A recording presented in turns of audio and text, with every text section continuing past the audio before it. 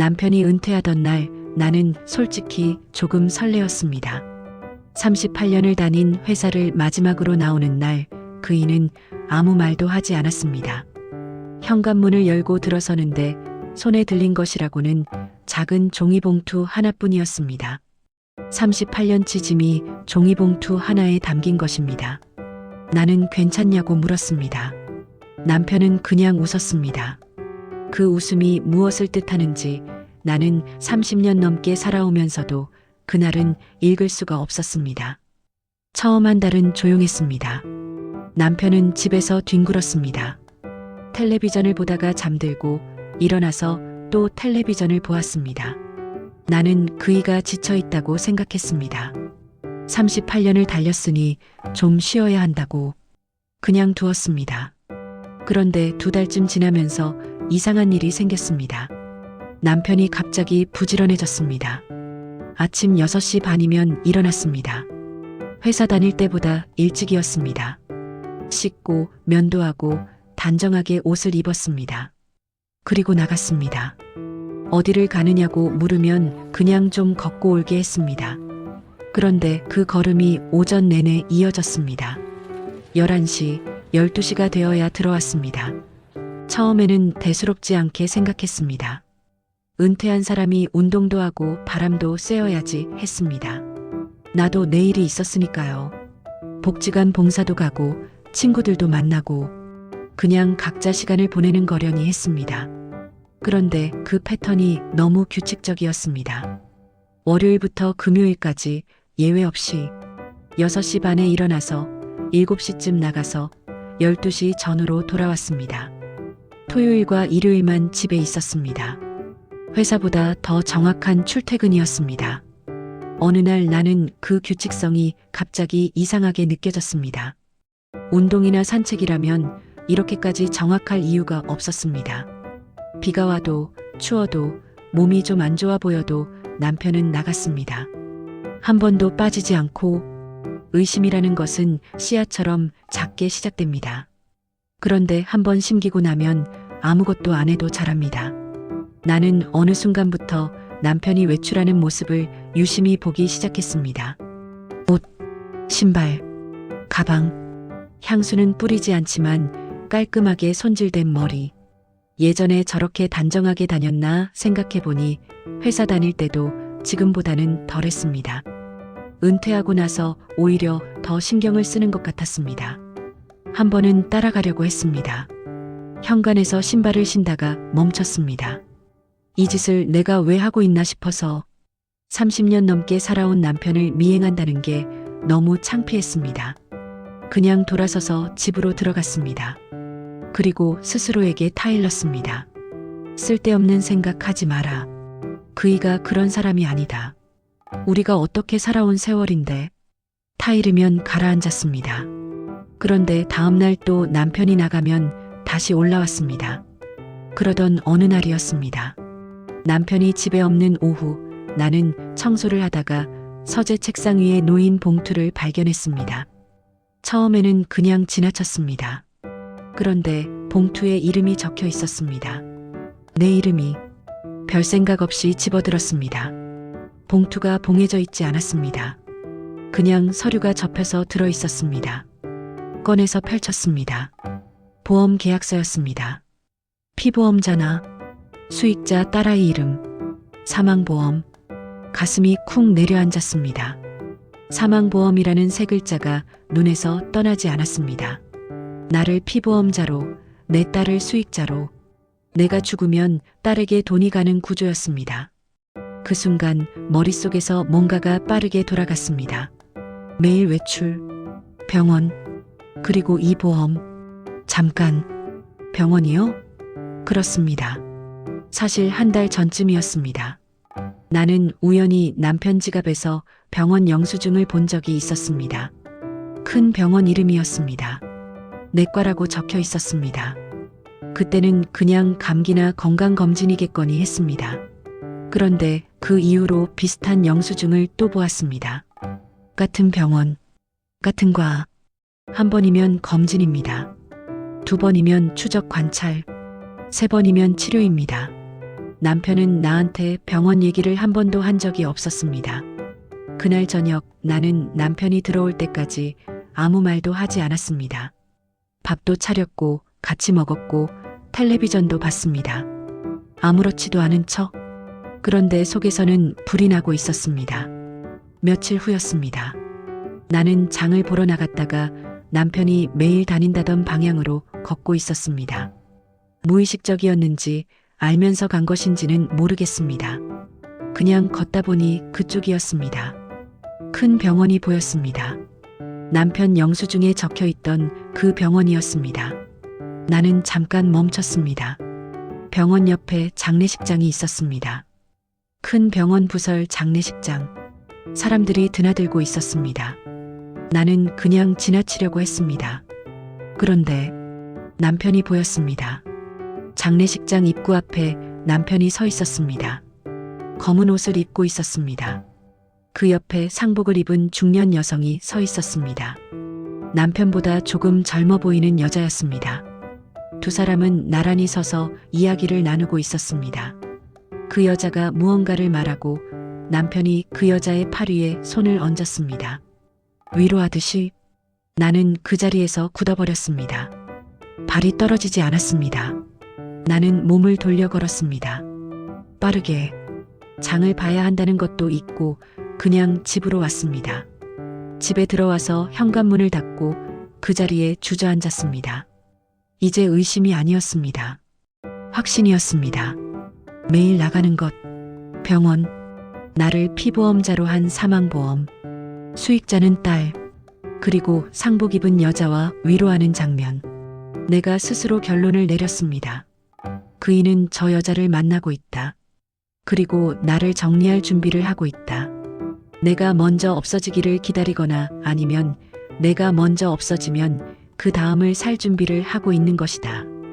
그 생각이 들자 몸이 떨렸습니다. 서러운 게 아니었습니다.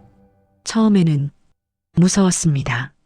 30년 넘게 함께 산 사람이 나를 이미 끝난 사람으로 보고 있다는 생각이, 내 이름으로 보험을 들고 수익자를 자식으로 해놓고 매일 나가서 다른 여자를 만나고 있다는 생각이 무섭고 그 다음에 서러웠고 그 다음에 화가 났습니다. 남편이 돌아왔을 때 나는 아무 말도 하지 않았습니다. 말을 하면 내가 먼저 무너질 것 같았습니다. 그것이 싫었습니다. 그날 밤 나는 잠을 자지 못했습니다. 남편 옆에 누워서 천장만 바라보았습니다. 이 사람이 지금 무슨 생각을 하고 있을까? 내 곁에 누워서 코를 골며 자고 있는 이 사람이 내가 틀렸기를 바랐습니다. 정말로. 그런데 바라면 바랄수록 증거들이 다시 머릿속에서 줄지어 들어왔습니다. 매일 같은 시간, 병원, 보험, 그 여자. 사흘이 지났습니다. 나는 더 이상 못 버티겠다 싶었습니다. 아침에 남편이 외출 준비를 하고 있을 때 나는 부엌에서 그 일을 불렀습니다. 당신, 나한테 할 말 없어요?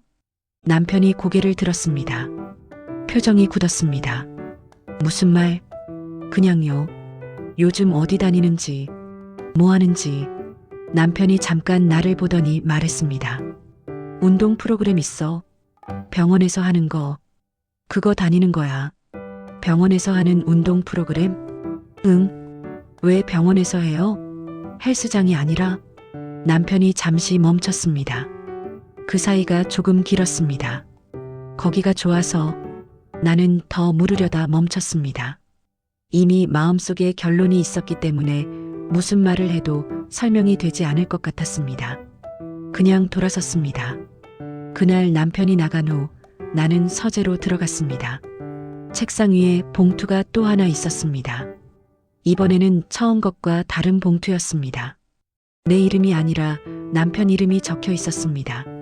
나는 잠깐 망설이다가 꺼내서 펼쳤습니다. 역시 보험 계약서였습니다. 피보험자 남편, 수익자 나, 사망보험. 나는 그 자리에 서서 두 장의 계약서를 함께 들고 있었습니다. 내 이름의 것과 남편 이름의 것, 그리고 서랍 안에서 접힌 종이가 하나 더 눈에 들어왔습니다. 병원 서류였습니다. 나는 펼쳤습니다. 상단에 남편 이름이 적혀 있었습니다. 진단일, 진단명, 심장 부정맥, 경과 관찰 및 재활 운동 프로그램 참여 권고. 날짜를 보았습니다. 은퇴하기 2달 전이었습니다. 나는 한동안 아무것도 할 수 없었습니다. 남편은 은퇴 전에 이미 진단을 받았습니다. 그리고 혼자서 결정했습니다. 가족한테는 말하지 말자. 은퇴하고 나서 조용히 치료받자. 애들 걱정시키지 말자. 나를 걱정시키지 말자. 매일 아침 6시 반에 일어나 단정하게 옷을 입고 나간 것은 병원 재활 프로그램 때문이었습니다. 빠지면 안 됐습니다. 그래서 비가 와도 추워도 나간 것이었습니다. 장례식장에서 본 그 여자, 남편과 함께 운동 프로그램에 참여하던 사람의 부인이었습니다. 같은 프로그램을 다니던 사람이 갑자기 세상을 떠난 것이었습니다. 남편은 그 사람의 장례에 간 것이었습니다. 상복 입은 여자는 그 유족이었습니다. 내 명의의 보험은 자신이 먼저 쓰러지면 내가 경제적으로 당장 어려울까봐 든 것이었습니다. 수익자를 딸로 한 것은 딸이 나를 곁에서 돌봐줄 수 있을 거라는 계산이었습니다. 딸한테 돈이 가면 딸이 나를 챙길 수 있을 거라고. 남편 자신의 보험은 수익자가 나였습니다. 모든 준비는 단 하나를 위한 것이었습니다.